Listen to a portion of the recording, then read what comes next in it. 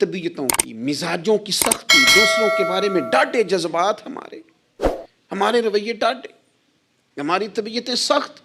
حضرت عبداللہ ابن مسعود رضی اللہ تعالیٰ عنہ نے ایک شخص کو جنازے کے موقع پہ ہنستا ہوا دیکھ لیا، فرمایا آج کے بعد تیرے ساتھ کلام نہیں کروں گا۔ جس کا جنازہ دیکھ کے بھی دل نرم نہیں ہوا اور قبرستان دیکھ کے بھی دل نرم نہیں ہوا، وہ تو سخت دل بندہ ہے، سخت دل بندے سے دوستی کبھی نہیں رکھوں گا، میں تو درد دل والوں سے پیار کروں گا، تیرے ساتھ میں کلام نہیں کرتا۔ تو کس طرح کا شخص ہے بھائی جسے یہاں آ کے بھی ہنسی آ رہی ہے، مذاق سوچ رہا ہے؟ تو دل کی نرمی، میرے نبی پاک صلی اللہ علیہ وسلم نے نا دل پر، ہم نے نا کپڑوں پر بڑی محنت کی، ہم نے چہروں پر بڑی محنت کی، ہم نے اپنے ظاہر کو سنوارنے پر بڑی، ہم نے اپنے حق میں بڑے بڑے لفظ یاد کیے، بڑی کہانیاں یاد کی، پر دل کے لیے محنت، اس پر محنت ہی نہیں کی۔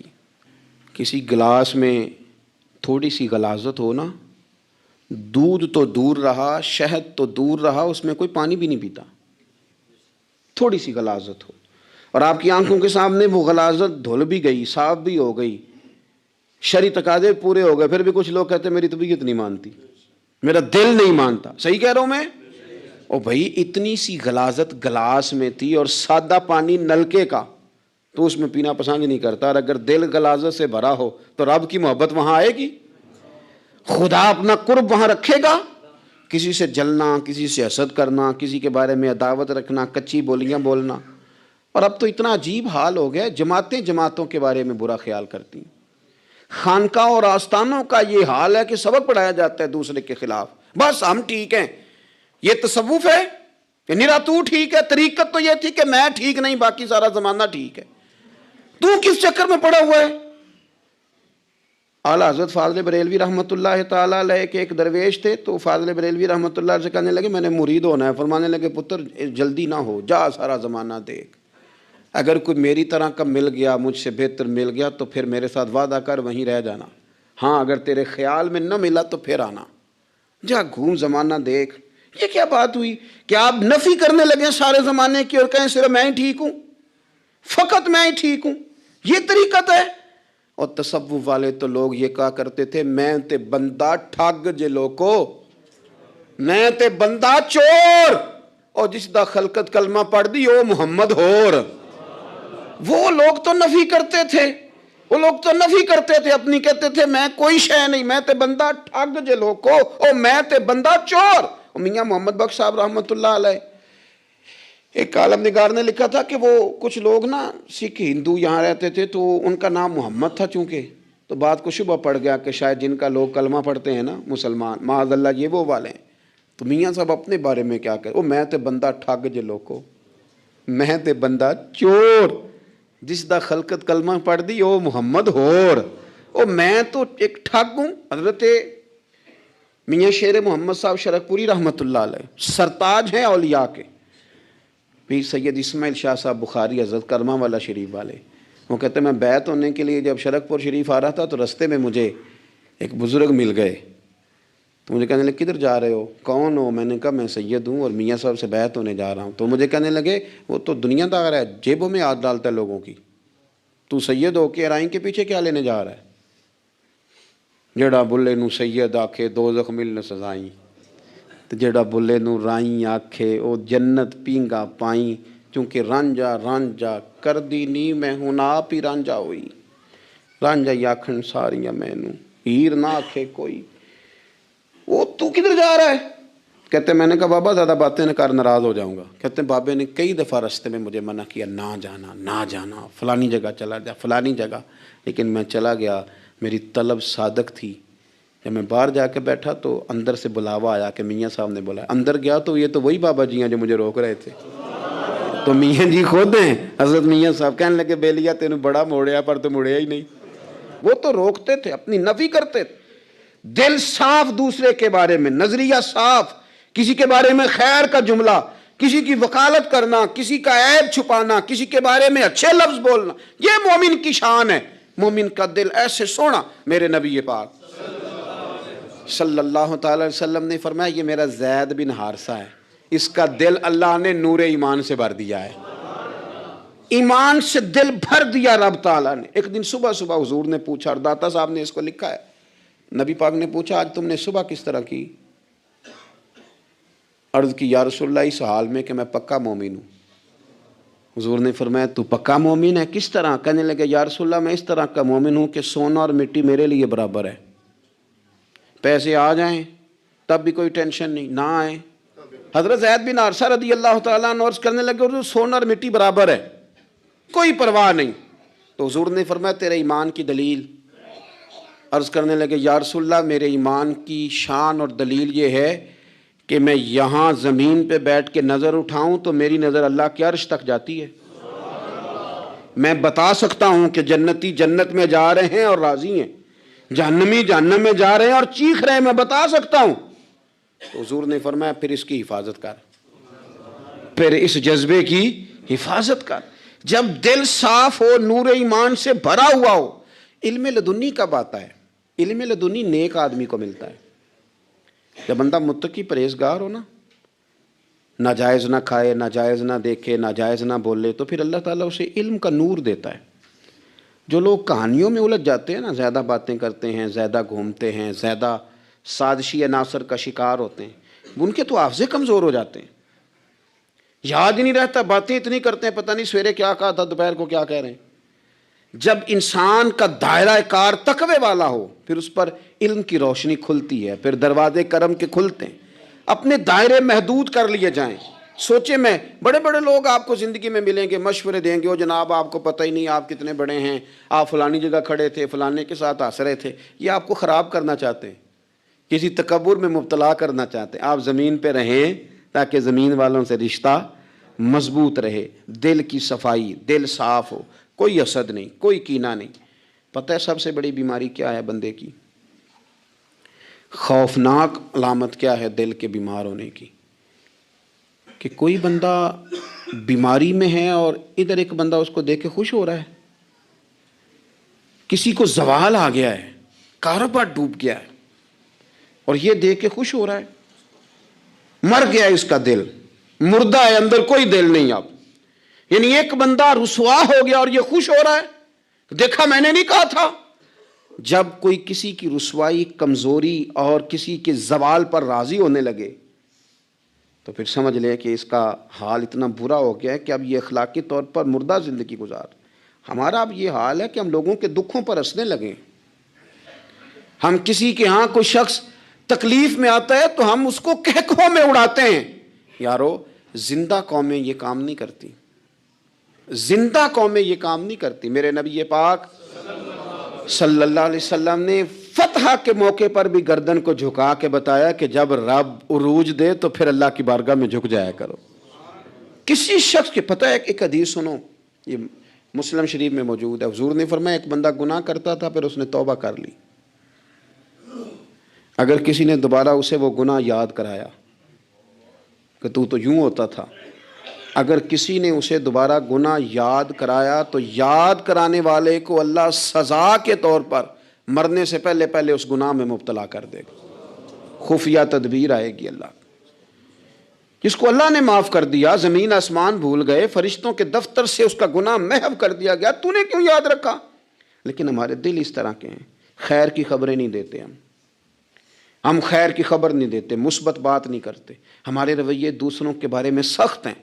یعنی بہو سے داماد سے اختلاف ہو گیا، پھر اس نے معافی مانگ لی، پھر ہم نے معاف کر دیا، پھر ایک سال کے بعد دوبارہ لڑائی ہوئی تو پچھلی بات دوبارہ یاد کرنی چاہیے تھی، اس کی تو معافی دے دی تھی آپ نے، لیکن آپ نے پھر یاد کر لی وہ بات، اس کا مطلب ہے آپ نے صلح کی تھی، دل صاف نہیں کیا تھا۔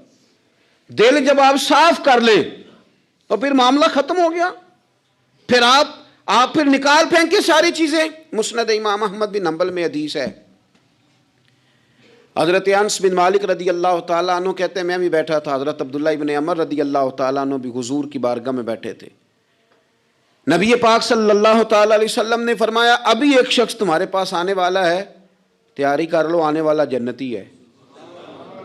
کہتے ہیں ایک شخص اندر داخل ہوا تو سادہ سا بندہ، داڑھی سے پانی کے قطرے گر رہے، جوتے ہاتھ میں پکڑیں یا بغل میں دبائیں، وہ آ گیا، حضور سے بات چیت کی، چلا گیا۔ ہم بڑے خوش تھے کہ کمال نہیں ہو گیا، جس کو حضور نے دنیا میں جنت کی بشارت عطا کر دی۔ اگلے دن اس نے اتفاق، ہم اسی جگہ اسی حال میں بیٹھے تھے کہ پھر محبوب نے فرمایا بھی ایک بندہ آنے لگا جنتی ہے۔ کہتے ہیں وہ بندہ آیا تو دیکھ کے حیران ہو گئے، یہ تو وہی کل والا ہی بندہ ہے۔ اسی طرح داڑھی سے پانی کے قطرے گر رہے ہیں، جوتے اس کی بغل میں آ کے بیٹھ گیا۔ تیسرے دن اللہ کی قدرت، ہم وہیں بیٹھے تھے، پھر حضور نے فرمایا بندہ آنے لگا، زیارت کر لو، تیاری کر لو، بندہ جنتی ہے۔ وہی بندہ آیا جو پہلے 2 دن آیا تھا۔ حضرت عبداللہ ابن عمر کہتے ہیں کہ وہ حضور سے کوئی بات چیت کر کے جانے لگا تو میں اس کے پیچھے ہو گیا۔ میں نے اس کو جا کے سلام کے بعد کہا کہ یار میں تیرا مہمان بننا چاہتا ہوں، 3 راتوں کے لیے رکھ لو گے؟ اب محلہ بھی ایک، شہر بھی ایک۔ اس نے کہا جی ٹھیک ہے آ جائیں، جو میرے پاس روکھا سوکھا ہوگا پیش کر دوں گا۔ فرماتے ہیں 3 راتیں 3 دن میں اس کے پاس رہا۔ میں جاننا چاہتا تھا کہ کون سی ایسی عبادت کرتا ہے جس کی وجہ سے 3 دن حضور نے جنت کی بشارت اس کے لیے دی، اعلان فرمایا۔ کہتے ہیں میں نے کوئی غیر معمولی چیز نہیں اس کے اندر دیکھی، کوئی انوکھی عبادت نہیں دیکھی۔ عشاء پڑھتا، فجر تک سویا رہتا، میں تہجد کے وقت اٹھتا، نفل پڑھتا۔ 3 راتیں یہ ہوتا رہا۔ ہاں جب وہ کروٹیں بدلتا تو اللہ اکبر کہتا، باقی وہ سویا ہے، فجر میں اٹھا ہے۔ صدقہ بھی وہ خاص نہیں اس نے دیا، خیرات بھی میں اس سے زیادہ کرتا رہا، مجھے کوئی خاص چیز نظر نہیں آئی۔ تیسرے دن میں جانے لگا تو میں نے اسے کہا یار سن، مجھے کوئی ضرورت نہیں تھی تیرے گھر میں قیام کرنے کی، میرا گھر قریب ہی ہے۔ وہ تو کمال یہ ہے کہ نبی کریم علیہ السلام نے اپنی زبان فیض ترجمان سے، یعنی وہ زبان جس کو سب کن کی کنجی کہیں، اس کی نافذ حکومت پہ لاکھوں سلام، حضور نے 3 دن تجھے مسلسل جنتی کہا ہے۔ میں تو دیکھنے آیا تھا کہ تیرے اندر کوئی عمل ہو تو میں بھی وہ شروع کروں۔ تو وہ کہنے لگا یہی ہے جو آپ نے دیکھ لیا ہے، فرض نماز ہی پڑھتا ہوں، روٹین کے کام ہی کرتا ہوں، کوئی خاص چیز تو میرے پاس کوئی نہیں۔ حضرت عبداللہ ابن عمر فرماتے ہیں میں نے تو سمجھا کہ میں تو اس سے زیادہ خیر کے کام کرتا ہوں۔ اب میں سوچتا ہوا وہاں سے نکلنے لگا کہ پھر کیا خاص بات ہے جو نبی پاک نے 3 دفعہ اسے جنتی کہا ہے۔ جب میں نکلنے لگا نا، دروازے پہ مڑنے لگا تو اس نے آواز دی، کہا یار سنو ایک بات یاد آئی ہے۔ میں نے کہا وہ کون سی؟ کہنے لگا یار جب سے بالغ ہوا ہوں نا، جب سے اللہ نے توفیق اسلام دی ہے، میں نے جب بھی اپنا دل دیکھا ہے نا، جب بھی میرے دل میں کسی کے لیے حسد کوئی نہیں۔ اور قرآن مجید کا حسن دیکھیں، یہ نہیں فرمایا بندے ڈر جاتے ہیں، واجلت قلوبہم، ان کے دل ڈر جاتے ہیں، ان کے دلوں پر ہیبت طاری ہو جاتی، ڈر جاتے ہیں۔ وَإِذَا تُلِيَتْ عَلَيْهِمْ آيَاتُهُ زَادَتْهُمْ ایمانا، اور فرمایا جب اللہ کی آیتیں ان پر تلاوت کی جاتی ہیں تو ان کا ایمان ترقی پا جاتا ہے۔ اللہ کا ذکر ہو تو دل ڈر جاتے ہیں، قرآن مجید پڑھا جائے تو ایمان ترقی پذیر ہو جاتا ہے، مضبوط ہو جاتا ہے، اس کے اندر اللہ تبارک و تعالیٰ کیف میں اضافہ کر دیتا ہے۔ یہ صاحب ایمان آدمی کی شان ہے۔ اور فرمایا یہ لوگ کون ہیں؟ وَعَلَىٰ رَبِّهِمْ يَتَوَكَّلُونَ، یہ وہ لوگ ہیں جو بھروسہ اپنے رب پر کرتے ہیں، ساری امیدیں، ساری آرزویں اپنے مالک سے وابستہ کرتے ہیں، ان کا سارے کا سارا اعتماد اپنے مالک کریم پر ہوتا ہے۔ یہ مومنوں کی شان ہے۔ اور پھر ارشاد فرمائے الذین یقیمون الصلاۃ ومما رزقناہم ینفقون، یہ وہ لوگ ہیں جو نماز قائم کرتے ہیں اور جو کچھ ہم نے انہیں دیا ہے اس میں سے اللہ کی راہ میں خرچ کرتے ہیں۔ ایک تو ان کے دل ڈر جاتے ہیں اللہ کے ذکر سے، دوسرا یہ کہ جب قرآن مجید کی آیات تلاوت کی جاتی ہیں تو ایمان ترقی پاتا ہے، تیسرا یہ کہ یہ لوگ اپنے رب پر بھروسہ کرتے ہیں، چوتھا یہ کہ نماز کو قائم کرتے ہیں۔ الذین یقیمون الصلاۃ، نماز قائم کرتے ہیں، اپنے ظاہری اور باطنی تمام آداب کے ساتھ نماز پابندی سے ادا کرتے ہیں۔ مما رزقناہم ینفقون، اور جو ہم نے ان کو دیا ہے اس میں سے خرچ کرتے ہیں ہماری راہ میں۔ ہم نہ بعض ایسی چیزوں کا آہستہ آہستہ شکار ہوتے جا رہے ہیں جن میں ہمیں انتہائی زیادہ سمجھداری کی ضرورت ہے، معاملہ فہمی کی ضرورت۔ بندہ مومن کیا ہوتا ہے، اس کی علامتیں ہوتی ہیں، اس کی شانیں ہوتی ہیں۔ مومن کا ایک اپنا وقار ہوتا ہے، اس کی اپنی ایک الگ وزاداری ہوتی ہے، اس کا ایک اپنا اللہ تبارک و تعالیٰ نے سٹیٹس بنایا ہوتا ہے۔ ہمیں اپنا معیار قائم کرنا چاہیے، اور معیار وہ قلب سے قائم ہوگا، وہ روح سے قائم ہوگا، وہ باطن سے قائم ہوگا۔ بندہ مومن کا مقام سب سے پہلے اسے خود پتہ ہونا چاہیے کہ میرا توکل کتنا مضبوط ہے، اسے خود پتہ ہونا چاہیے۔ مجھے نہیں پتا آپ میں سے فجر کس کس نے پڑھی ہے، مجھے تو اپنا پتہ ہے، یہ ہمیں خود پتہ ہونا چاہیے کہ ہمارا معیار کیا ہے نماز کے معاملے میں نہیں جانتا آپ کی جیبوں میں کتنا ہے اور آپ کتنا اللہ کی راہ میں خرچ کرتے ہیں. یہ بندے کا رب سے رشتہ ہے، یہ آپ جانے، آپ کا خدا جانے، میں جانوں، میرا رب جانے. اللہ کی ذات پر بھروسہ کتنا ہے؟ یہ لوگوں سے نہ پوچھتے پھریں، لوگوں کو نہ بتاتے پھریں، یہ تو دل کا معاملہ اپنے آپ سے پوچھیں، اپنے آپ کو خود اپنے سامنے کھڑا کریں، اپنا حساب خود کریں، اپنے سے کبھی کبھی سوال و جواب کریں، اپنے سے گفتگو کریں. پر کیا کریں، ہم ساری زندگی اپنا دنیاوی معیار ہی ٹھیک کرتے رہے، اپنے پیسوں کا حساب ہی لگاتے رہے، گھر مکان گاڑی سٹیٹس آنا جانا سلام دعا کتنی ہے. یہ ساری چیزیں جن لوگوں کی مضبوط ہیں نیند ان کی کچی ہے. دنیاوی سٹیٹس جتنا لوگوں کا مضبوط ہے سوچیں ان کی ٹوٹی ہوئی ہیں، نظریات بکھرے ہوئے ہیں، لفظوں اور جملوں میں کمزوری ہے، باتیں جو ہیں وہ محسوس ہوتا ہے کہ ابھی تک یہ بندہ اطمینان ہی نہیں حاصل کر سکا زندگی میں، ابھی تک کوئی گفتگو پکی نہیں، کسی بات میں وزن نہیں، کسی جگہ ٹھہراؤ نہیں. کب ہوگا؟ رب کہتا ہے پہلے اپنے دل سے پوچھ، یہ ادھر ادھر کی باتوں سے تو ڈرتا ہے، یہ رب سے کتنا ڈرتا ہے. سارے جسم دے تون دے نالوں اکو تولا ہے ٹکڑا دل دا. اگر تھوڑی سی محنت روح پہ ہو جائے، تھوڑی سی اندر تھوڑی توجہ کرے، وہ اگر تھوڑا چمکدار ہو جائے نا، کچھ غلاظتیں، کچھ نفرتیں، کچھ قدورتیں، کچھ عداوتیں، کچھ تکبر، کچھ حسد، کچھ بددیانتیاں، کچھ یہ چیزیں تھوڑی نکل جائیں، آپ یقین کریں بڑا چمکدار ہو جائے دل، بڑا سونا ہو جائے، بڑا حسین ہو جائے.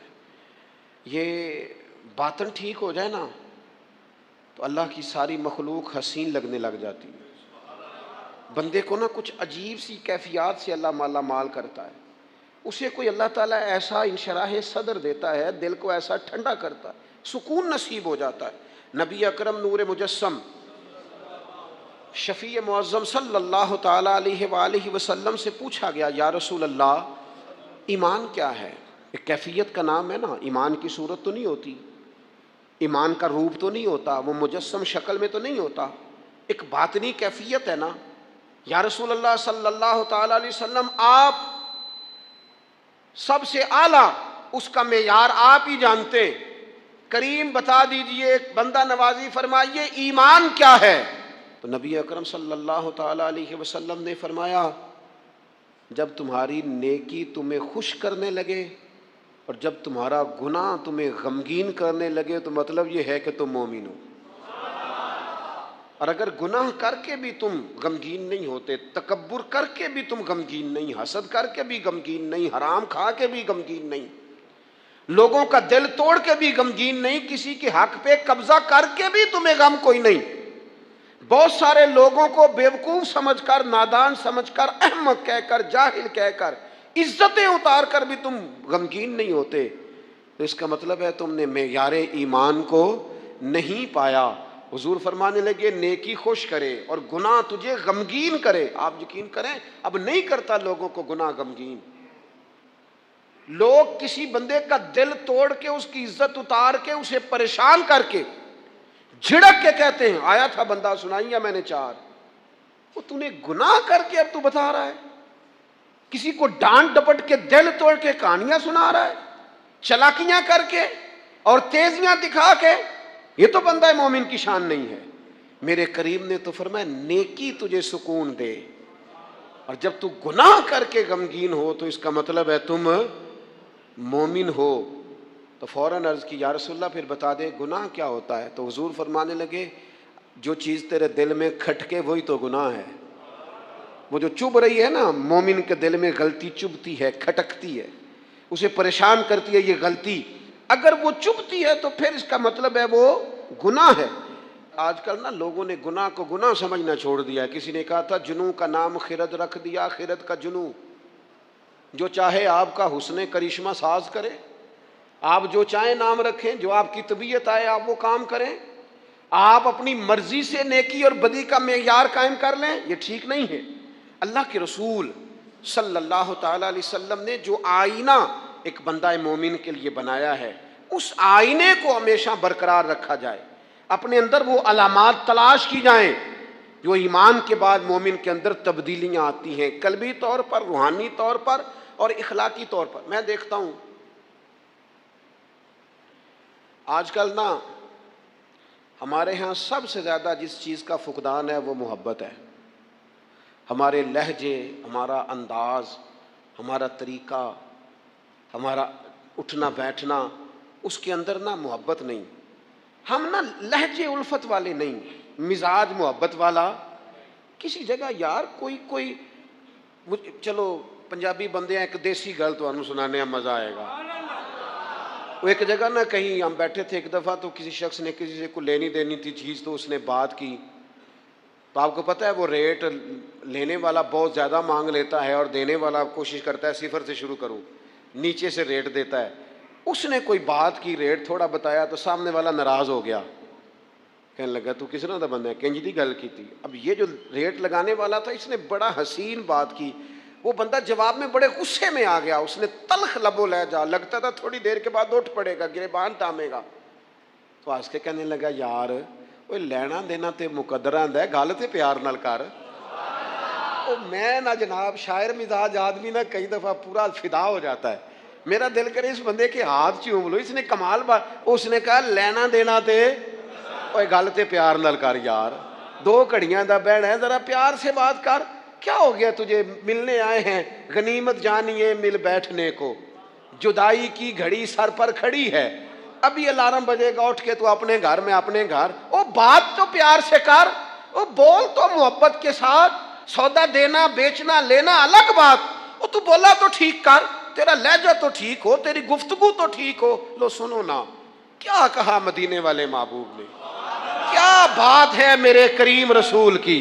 حضور نے بات کھول کر بیان کر دی، مشکات میں موجود ہے. حضور فرمانے لگے اللہ کو ماننے والا، میرا کلمہ پڑھنے والا، فرمایا جو مومن ہوتا ہے نا، مومن ہوتا ہی الفت والا ہے، مومن ہوتا ہی محبت والا ہے. مومن اور محبت یہ لازم و ملزوم ہے.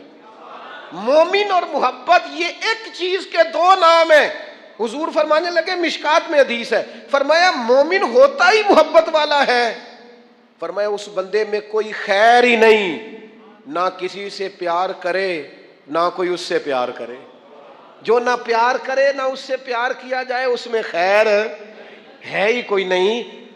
مومن جو ہے نا، مومن وہ پیار کرتا بھی ہے اور مومن سے پیار کیا بھی جاتا ہے. اپنی زندگی کو تلخی، مومن کی شان نہیں تلخ تلخ رہنا، ناراض ناراض رہنا، بے چین سا رہنا، ہر وقت شکوے کرنے، ناراض وقت گزارنا، ہر وقت کوئی نہ کوئی اعتراض کا دروازہ کھول کے رکھنا، ہر وقت کوئی نیا شکوہ، کوئی نئی بات کھول کے رکھنا. اس سے نکل آؤ یار. پیار جو ہوتا ہے نا وہ دنیا کو سنوار دیتا ہے. محبت جو ہوتی ہے نا اس کے اندر بڑا مزہ ہوتا ہے، اس میں بڑا کیف ہوتا ہے. اس لیے اپنے لہجوں سے تلخیوں کو نکالیں. ہمارے ہاں نا ایک بہت بڑا مسئلہ ہے، بالخصوص ہم جو صوفیاء کی جماعت ہے نا، اس میں بعض لوگوں کا خیال ہے کہ میں نا فلاں درود پاک پڑھوں گا تو نبی پاک کے قریب چلا جاؤں گا. کوئی شک نہیں، درود پڑھنے سے حضور کا قرب ملتا ہے. بعض لوگوں کا خیال ہوتا ہے کہ نعت شریف کی برکت سے محبوب کے قریب جاؤں گا. کوئی شک نہیں، نعت پڑھنا اور نعت سننا یہ بندے کے دل کو حضور کی محبت کے اندر بڑا مضبوط کر دیتا ہے. کچھ لوگوں کا معیار ہوتا ہے کہ میں اتنے وظائف اس ٹائم میں مکمل کروں گا تو میں نبی پاک کے قریب جاؤں گا. تو حضور نے تو خود بتا دیا میرے قریب کون ہے. درود پاک پڑھنے والے کو بھی قریب بیان کیا حضور نے. جہاد کرنے والا، عبادت کرنے والا، ریاضت کرنے والا، دین کی خدمت کرنے والا، یہ سب حضور کے قریب ہیں. پر نبی پاک علیہ السلام نے فرمایا تم میں سے، یہ بخاری ہے، فرمایا تم میں سے میرے یہاں میرے قریب سب سے محبوب وہ شخص ہے جس کے اخلاق زیادہ اچھے ہیں، جس کا رویہ لوگوں کے بارے میں ٹھیک ہے، جس کی نیتیں، ارادے، لہجے لوگوں کے حق میں نرم ہے، وہ میرا محبوب ہے. حضور فرماتے ہیں میرا محبوب ہے، میرا وہ پیارا بندہ ہے، وہ میرا محبوب ہے امتی. تو حضور کا محبوب بننے کا بہترین طریقہ یہ ہے کہ اپنا اخلاق ٹھیک کیا جائے.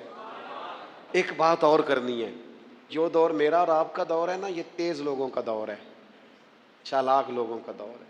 لوگ ایسی بات سناتے ہیں کہ بندہ حیران ہو جاتا ہے. چالاک مزاج، تیز طبیعت.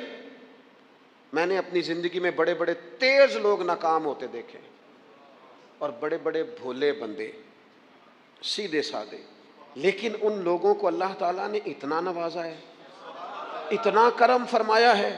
توازمات ہیں، یہ تکلفات ہیں. اس میں گھر والے بھی تکلیف میں، پیسہ بھی بعضوں کا ضائع.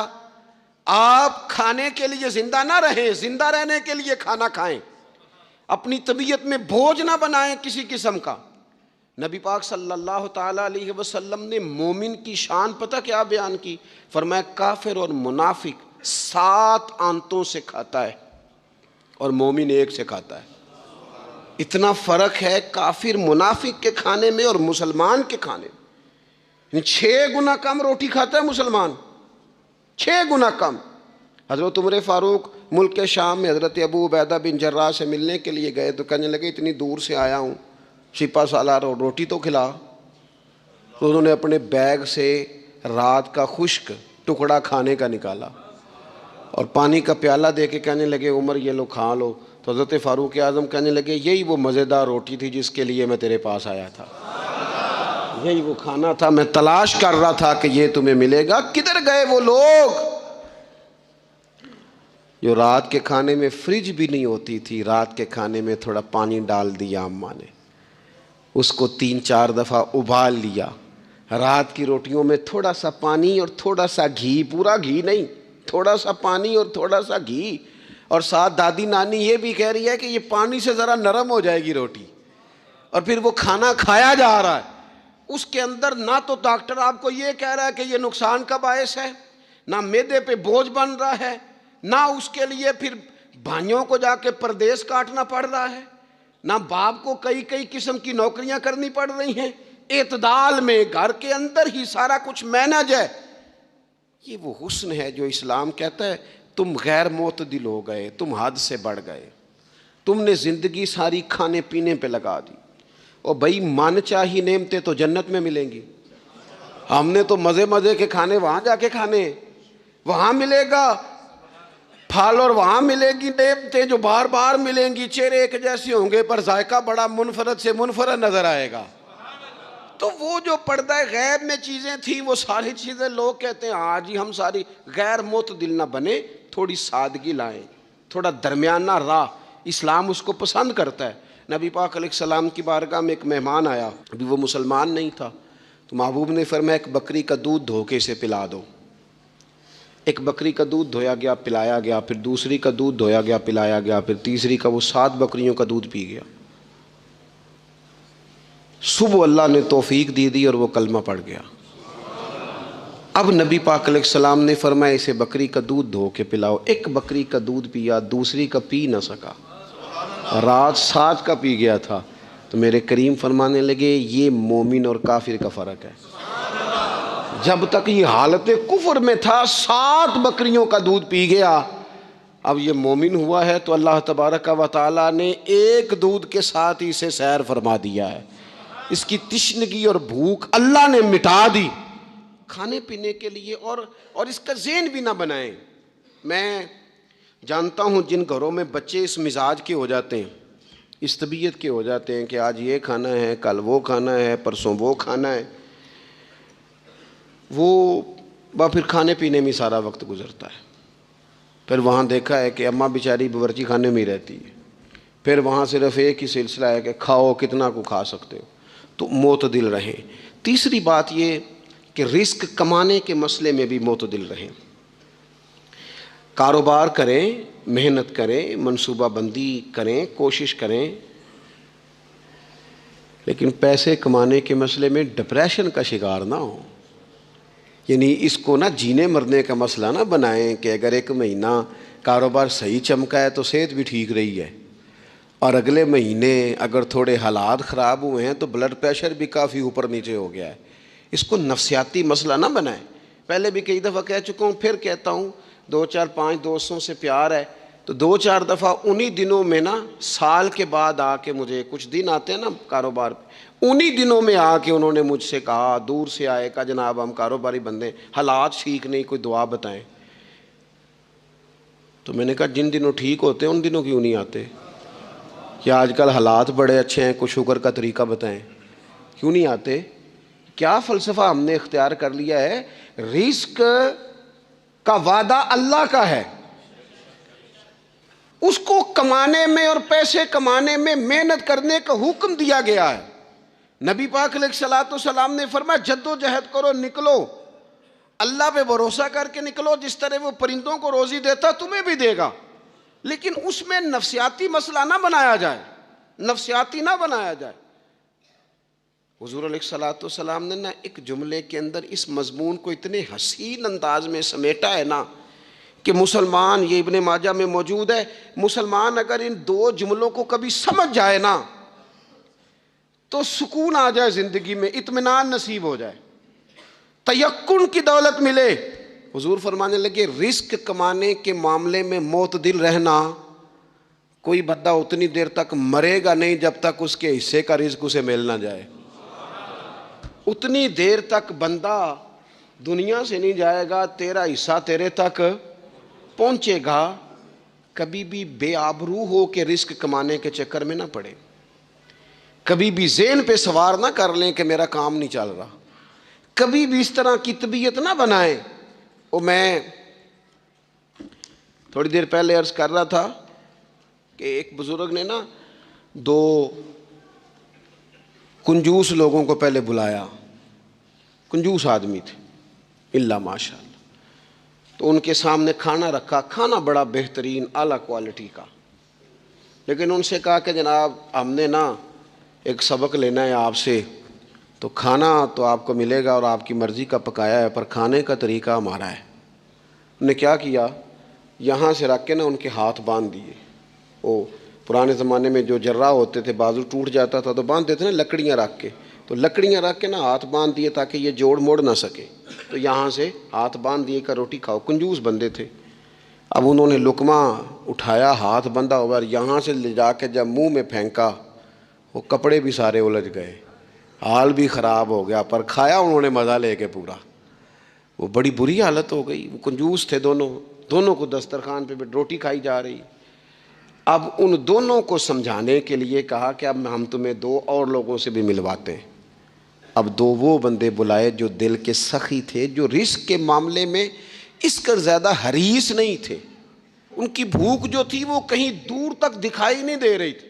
انہوں نے کہا جناب ادھر آئیں، آپ دونوں بھی۔ ان کے بھی ہاتھ باندھ دیے گئے، کہا آپ نے روٹی کھانی ہے، آپ نفیس لوگ ہیں، ناراض نہ ہوئیے گا، سخی بندے ہیں، پر کھانا آپ نے کھانا ہے، پر ہماری مجبوری ہے، ہم نے آپ کے ہاتھ باندھ کے روٹی دینی ہے آپ کو۔ وہ دو بندے بھی آمنے سامنے بٹھا دیے گئے، کھانا چن دیا گیا، ہاتھ یہاں سے باندھ دیے گئے، لیکن وہ سخی تھے۔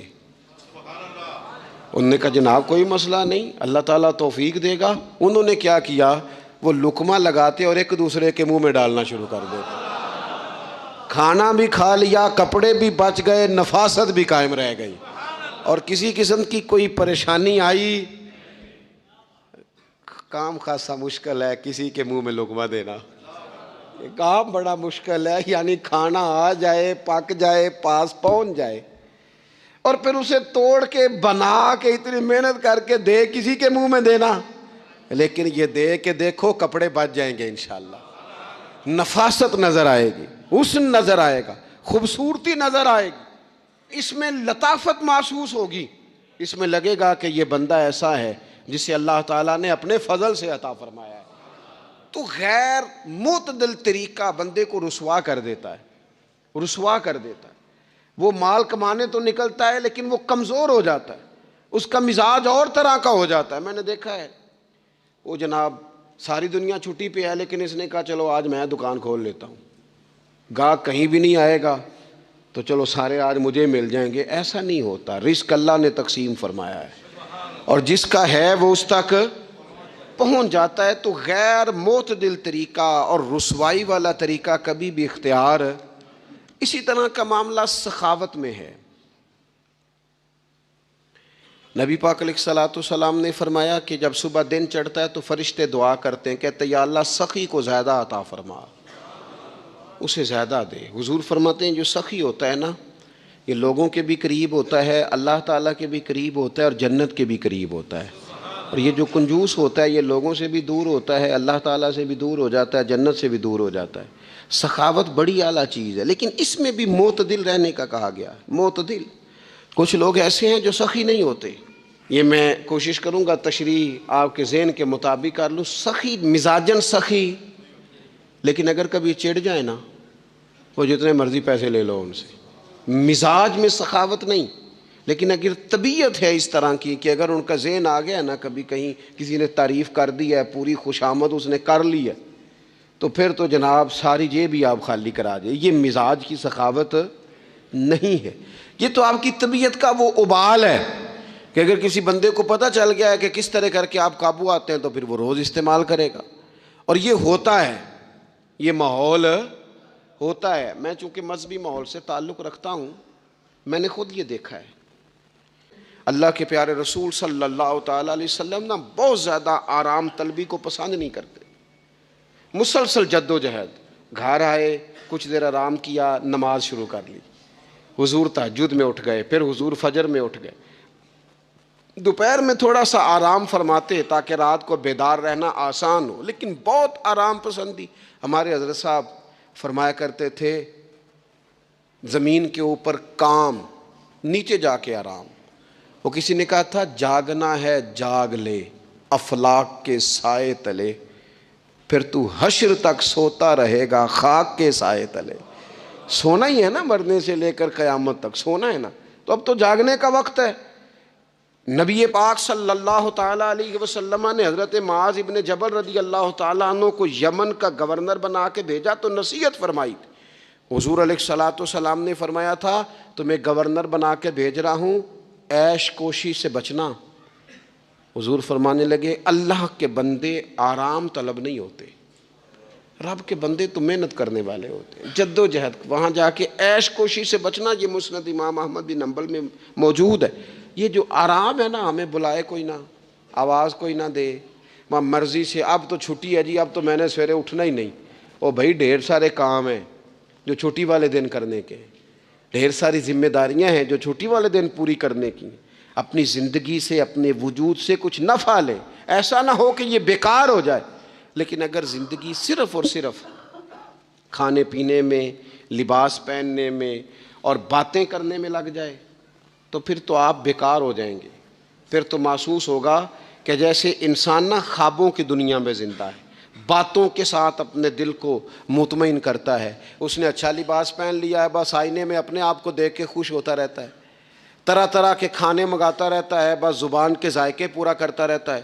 امام طبرانی حدیث لائے ہیں، رسول پاک صلی اللہ تعالیٰ علیہ وسلم نے فرمایا میری امت میں ایسے لوگ آئیں گے جو رنگ برنگے کھانے کھائیں گے، انواع و اقسام کے مشروبات استعمال کریں گے، طرح طرح کی زیب و زینت کریں گے، اور منہ پھاڑ پھاڑ کے باتیں کریں گے، منہ کھول کھول کے گفتگو کریں گے۔ حضور نے پتہ کیا فرمایا؟ فرمایا یہ میری امت کے بدترین لوگ ہیں، یہ بدترین لوگ ہیں جن کا مقصود ہی صرف لباس پہننا ہے، مقصود ہی صرف کھانے کھانا ہے، مقصود ہی منہ کھول کھول کے باتیں کرنی ہے۔ ان لذات میں جو لوگ پوری طرح الجھ گئے، کوئی خیر کا کام ہی نہ کر سکے، کوئی مقصد زندگی کی طرف ہی نہ بڑھ سکے، یہ بدترین لوگ ہیں۔ عزیز دوستو، ان تین چیزوں میں ڈھیر سارے لوگ، اللہ تعالیٰ معاف کرے اللہ ماشاء اللہ، اللہ سب کو محفوظ رکھے، اپنی زندگی کو ضائع کرتے دکھائی دیتے ہیں۔